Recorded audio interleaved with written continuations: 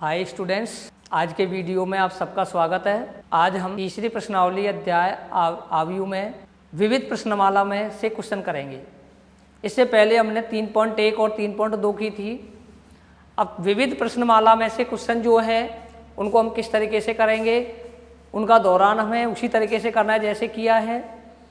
तो अब हम विविध के क्वेश्चनों को देखते हैं। हाँ बेटा, हमें प्रश्न किताब में दिया है यदि अवयव a बराबर जिसका अवयव -1, 1, 1 और 1 हो तो a की घात 2 का मान ज्ञात कीजिए। देखो, जब कभी भी किसी भी अवयव में उसी अवयव पर घात लगी हो, यदि घात 2 लगी है तो उस अवयव को उसी से गुणा करना है। घात 3 लगी है तो अवयव को उसको 3 बार गुणा करना है। 4 लगी हुई है तो पहले a गुणा a करके a की घात 2 का मान निकालेंगे, फिर a की घात 2 को फिर a से गुणा करके a की घात 3 का मान निकालेंगे, फिर a की घात 3 को गुणा करके a की घात 4 का मान निकालेंगे। तो यहाँ हमें प्रश्न में a की घात 2 का मान ज्ञात करना है। तो हमें सवाल के अंदर हमें दिया है अवयव a बराबर -1, 1 प्लस 1 और 1। a की घात 2 का मान निकालने के लिए हम क्या करेंगे, a की घात 2 बराबर अवयव a को अवयव a से ही गुणा करेंगे। a गुणा a कर दिया जाए तो हमें a की घात 2 का मान ज्ञात हो जाएगा। अब हमें -1, 1, 1, 1 डॉट -1, 1, 1 और 1। देखिए, हम इनको गुणा करते हैं। अब तो एक बात ध्यान रखना, पहले भी हम पढ़ चुके हैं कि जब गुणन संक्रिया होती है अवयव में, तो जैसे हमारी ये पहली पंक्ति है तो पहली पंक्ति के अवयवों को पहले स्तंभ दूसरे वाले अवयव के पहले स्तंभ से गुणा करेंगे, फिर पहली पंक्ति के अवयवों को इस अवयव के दूसरे स्तंभ से गुणा करेंगे। तो यहाँ जैसे मैं गुणा कर रहा हूँ, देखिए पहले मैं -1 को -1 से गुणा करता हूँ तो ये हमारा -1 इंटू -1 बराबर हो जाएगा +1। इसके पश्चात इससे इसको गुणा करेंगे, +1 गुणा +1 करेंगे तो यहाँ जाएगा प्लस का 1। तो पहली पंक्ति पहला स्तंभ से गुणा हुआ। अब पहली पंक्ति दूसरे स्तंभ से चलते हैं। दूसरे स्तंभ से गुणा करोगे तो -1 को जैसे हमने 1 से गुणा किया तो यहाँ में -1 प्राप्त हुआ, फिर 1 को 1 से गुणा किया तो +1 प्राप्त हुआ। इसी प्रकार जैसे पहली पंक्ति के दोनों स्तंभों से गुणा हो जाते हैं तो उसके पश्चात अब हम दूसरी पंक्ति इसके पहले स्तंभ से, तो जैसे 1 को -1 से गुणा किया -1 आया, 1 को 1 से गुणा किया +1 आया। इसके पश्चात जैसे हमारी यहाँ पर दूसरी पंक्ति पहला स्तंभ से गुणा हुआ, उसी तरीके से अब हम दूसरी पंक्ति को दूसरे स्तंभ से गुणा करेंगे। 1 को जब 1 से गुणा किया तो 1 प्राप्त हुआ, प्लस 1 को 1 से गुणा किया पुनः 1 प्राप्त हुआ। अब हम इसे सरल करते हैं तो a की घात 2 बराबर, तो यहाँ पर हम देखते हैं अब 2, ये 0 हो गया, ये 0 हो गया और ये 2 हो गया। ये a की घात 2 के मान हमें इस प्रकार से एक अवयव प्राप्त हुआ है। यदि हम चाहें तो इसमें से जैसे 2 कॉमन ले लिया जाए तो हम a की घात 2 का मान इस तरीके भी लिख सकते हैं। 2 मैंने कॉमन ले लिया तो ये हमारा 1, 0, 0, 1। यह मान हमारा जो है एक इकाई अवयव है, क्योंकि इसके विकर्णों जो दिए गए हैं विकर्ण वो समान इकाई 1 के बराबर है, तो इसको हम इकाई अवयव i के रूप में भी लिख सकते हैं। चाहे तो हम इसमें, वैसे हमारा उत्तर यहीं पे समाप्त हो जाएगा, परंतु यदि हम आगे इसको इकाई अवयव के रूप में लिखना चाहें तो हम a की घात 2 बराबर इसको 2i भी लिख सकते हैं। चूँकि i बराबर होता है एक इकाई अवयव और i बराबर यहाँ पर हमें प्राप्त हुआ है 2 गुणा 2 क्रम का 1, 0, 0, 1। ये हमारा एक 2 गुणा 2 क्रम का एक अवयव है जो एक इकाई अवयव कहलाता है। तो इस तरीके से यहाँ पर हम अंतिम उत्तर ये भी दे सकते हैं कि a की घात 2 बराबर 2i के बराबर प्राप्त हो। तो इस प्रश्न के अनुसार उत्तर यहाँ पर भी समाप्त है और अंतिम उत्तर यहाँ पर भी हो सकता है। तो देखिए दोबारा पुनः, एक अवयव a बराबर जिसका अवयव -1 प्लस 1 प्लस 1 प्लस 1 हो तो a की घात 2 ज्ञात कीजिए। a की घात 2 ज्ञात करने के लिए अवयव a के अवयव दिए हुए हैं। हम a की घात 2 प्राप्त करने के लिए हम a को a से गुणा करेंगे। a को जब a से गुणा किया, मैंने आपको बताया था पहले पहली पंक्ति पहले स्तंभ से गुणा हुआ, तो ये प्राप्त हुआ। फिर पहली पंक्ति दूसरे स्तंभ से गुणा हुआ, ये प्राप्त हुआ। फिर मैंने दूसरी पंक्ति पहले स्तंभ से गुणा किया तो हमें ये प्राप्त हुआ। फिर दूसरी पंक्ति और दूसरे स्तंभ से गुणा किया तो हमें ये प्राप्त हुआ।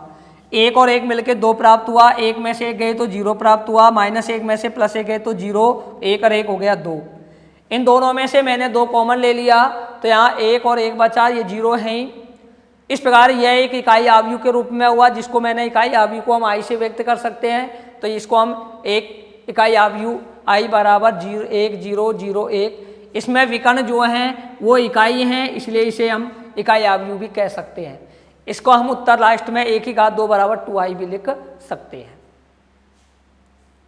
तो इस तरीके से हमारा ये प्रश्न समाप्त होता है। अच्छा बच्चों, पहले प्रश्न के बाद अब चलते हैं हम दूसरे प्रश्न पर। तो दूसरा प्रश्न में हमें दे रखा है यदि आव्यूह a बराबर जिसके अवयव 4 2 -1 1 हो तो हमें ज्ञात करना है a - 2i dot a - 3i का मान ज्ञात करना है। तो हम क्या करेंगे, a जो दिया गया है वो तो हमारा ये आव्यूह यहाँ से प्राप्त होगा। यहाँ जो i लिखा है, i के बारे में मैंने अभी इससे पहले वाले प्रश्न में बताया कि i का मतलब होता है कि इकाई आव्यूह। इकाई आव्यूह किस क्रम का है, ये प्राप्त करने के लिए आपको इस आव्यूह के अनुसार चलना है। जो आव्यूह a दिया गया है, आव्यूह a जो हमारा है वो 2 × 2 क्रम का है फिलहाल, क्योंकि इसमें पंक्ति भी 2 है और स्तंभों की संख्या भी 2 है। तो इसका मतलब यहाँ पर हमारा 2 × 2 क्रम का एक आव्यूह, इकाई आव्यूह भी हमारा 2 × 2 क्रम का ही होगा। तो यहाँ से अपन सॉल्व करते हैं क्वेश्चन को। तो मैं यहाँ पर a बराबर 4 2 -1 1, i बराबर लिख सकता हूँ 1 0 0 1, जो हमारा 2 × 2 क्रम का होगा। यहाँ से हम इसको अगर 2 से गुणा कर दें तो 2i का मान प्राप्त हो जाएगा और 3 से गुणा कर देंगे तो 3i का मान प्राप्त हो जाएगा। तो मैं अब इसमें पहले a - 2i का मान निकाल रहा हूँ प्रश्नानुसार। a - 2i, i जो है वो हमारा इकाई आव्यूह 1 0 0 1 है। इसको हम सरलतम करते हैं। 4 2 -1 और 1 माइनस, इसको मैं 2 से गुणा कर देता हूँ तो ये हमारा हो जाएगा 2 0। देखिए पहले इसमें से अब हमें इसे घटाना है, इसके अवयवों में से इसके संगत अवयवों को हम घटाते हैं तो हमें यहाँ से प्राप्त होगा 4 -2 2 - 0 -1 -0 1 -2। तो यहाँ से हमें प्राप्त हुआ 2 2 -1 -1। इस तरीके से हमें a - 2i का मान प्राप्त हो चुका है। इसे हम फिलहाल समीकरण नंबर 1 मान लेते हैं। अब हम a - 3i का मान निकाल रहे हैं। a - 3i का मान निकालने के लिए a जो दिया गया है हमारा 4 2 -1 और 1 है, -3 × इकाई आव्यूह 1 0 0 1। जैसे हम इसे सरल करेंगे 4 2 -1 और 1 -3 से मैं गुणा कर देता हूँ तो ये हो जाएगा 3 0 0 3। अब हमें इसमें से इसको घटा देते हैं तो इसका हम लिख सकते हैं 4 -3, 2 में से 0 घटाएंगे 2 -0, -1 में से 0 घटाएंगे 1 में से 3 घटाएंगे। तो यहाँ से हमें a - 3i का मान प्राप्त हो गया 1 2 -1। इसे मान लेते हैं समीकरण नंबर। अब देखिए हमें a - 2i और a - 3i का मान प्राप्त हो चुका है। प्रश्न में हमसे ज्ञात करना है, जो प्रश्नानुसार पुनः हमें ज्ञात करना है a - 2i into a - 3i। a - 2i, देखिए अब समीकरण 1 और 2 से मान रख देते हैं। तो समीकरण 1 जो हमको दिया गया है वो हमें इस तरीके से है 2 2 -1 और -1। समीकरण 2 में जो अवयव हैं वो 1 2 -1 -2। अब हम फिर इसी तरीके से एक गुणन करेंगे। पहली पंक्ति को पहले स्तंभ से गुणा करते हैं तो पहली पंक्ति को 2 को 1 से गुणा किया 2 आया, इस 2 को -1 से गुणा किया तो -2 आया। तो यह हमारी पहली पंक्ति और पहला स्तंभ हुआ।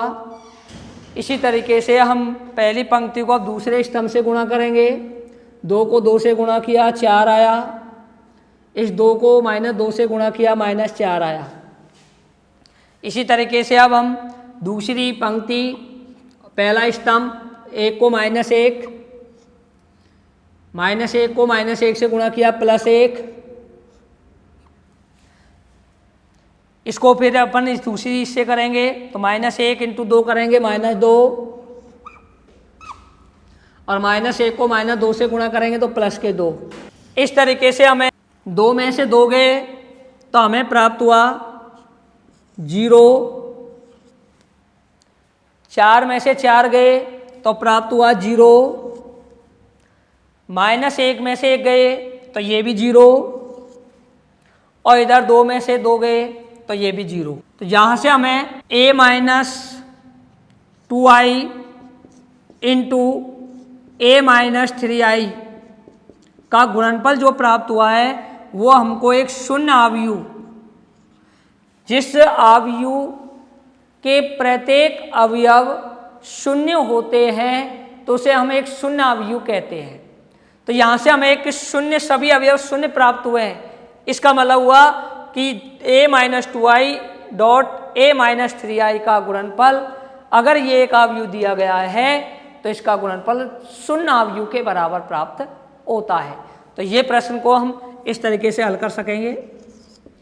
एक बार पुनः देख लें। a बराबर 4, 2, -1 और 1 जिसके अवयव है एक आव्यूह 1 है, तो हमें a - 2i dot a - 3i इसका गुणनफल हमें ज्ञात करना है। a बराबर ये है i एक इकाई आव्यूह होता है। इकाई आव्यूह का मतलब है कि ऐसे आव्यूह जिसके अग्रभाग या विकर्ण 1 हो तो उन्हें इकाई आव्यूह कहते हैं। तो यहाँ मैंने इकाई आव्यूह को इस रूप में लिख लिया। पहले मैंने a - 2i का मान निकाला तो a - 2i किया, पहले मैंने 2 से गुणा करके इस रूप में बनाया, माइनस का चिन्ह है, इसमें से इसको अवयवों को घटाया, घटाने पर हमें ये एक आव्यूह के रूप में प्राप्त हुआ। इसे समीकरण नंबर 1 रखा। इसी तरीके से हम a - 3i का मान ज्ञात करेंगे। a - 3i का मान ज्ञात करने के लिए a में से -3i को घटाया, पहले मैंने 3 से गुणा किया तो ये प्राप्त हुआ। अब इसके अवयवों में से इसके अवयवों को घटाया तो हमें इस प्रकार से ये समीकरण 2 प्राप्त हुआ। समीकरण 1 और 2 को प्रश्न के अनुसार जो हमें ज्ञात करना है इसमें अपन ने मान रखा और इनका गुणा किया तो पहली पंक्ति पहले स्तंभ से गुणा करने पर आया, पहली पंक्ति दूसरे स्तंभ से गुणा करने पर यह प्राप्त हुआ।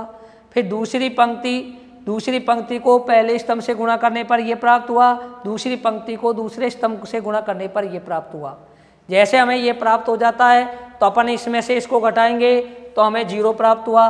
4 में से 4 को घटाया तो 0 प्राप्त हुआ, 1 में से 1 को घटाया तो 0 प्राप्त हुआ, और -2 में से इसको घटाया जोड़ा तो 0 प्राप्त हुआ। इस तरीके से इसके प्रत्येक अवयव 0, 0 प्राप्त हुए हैं, और किसी भी आव्यूह के प्रत्येक अवयव शून्य होते हैं तो उन्हें हम शून्य आव्यूह कहते हैं। दूसरा प्रश्न के बाद हमारा तीसरा प्रश्न आता है। तीसरा प्रश्न है, यदि a बराबर जिसके अवयव है 1, 2, -3, 4 तथा एक आव्यूह b बराबर जिसके अवयव 5 और -1 हो तो a b का गुणनफल ज्ञात कीजिए। मतलब आव्यूह a को आव्यूह b से गुणनफल क्या होता है वो हमें प्राप्त करके बताना, उसका मान कितने के बराबर होगा। तो देखिए हम इसको किस तरीके से करेंगे बेटा। जब कभी भी यदि हमें a और b दो आव्यूह दिए गए हैं और हमें a b आव्यूह का गुणनफल ज्ञात करना है तो हम a आव्यूह को आव्यूह b के अवयवों से गुणा करेंगे। a × b, a के अवयव हैं 1, 2, -3, 4, b के अवयव हैं 5, -1। पहले तो हमें कभी भी जब गुणन संक्रिया होती है तो सबसे पहले हमें यह देखना होता है कि ये दोनों आव्यूह गुणन के लिए अनुकूलीय है या नहीं है। एक आव्यूह दूसरे आव्यूह के गुणनफल के अनुकूलीय होने का मतलब है कि यदि हमारे पास एक आव्यूह a है, यह m × p क्रम का है, एक अवयव बी है, ये हमारा p गुणा n क्रम का है। a इंटू बी अनुकूलीय होने के लिए आपको क्या करना होगा, पहले अवयव के अवयवों के गुणनफल और दूसरे अवयव के अवयवों के गुणनफल।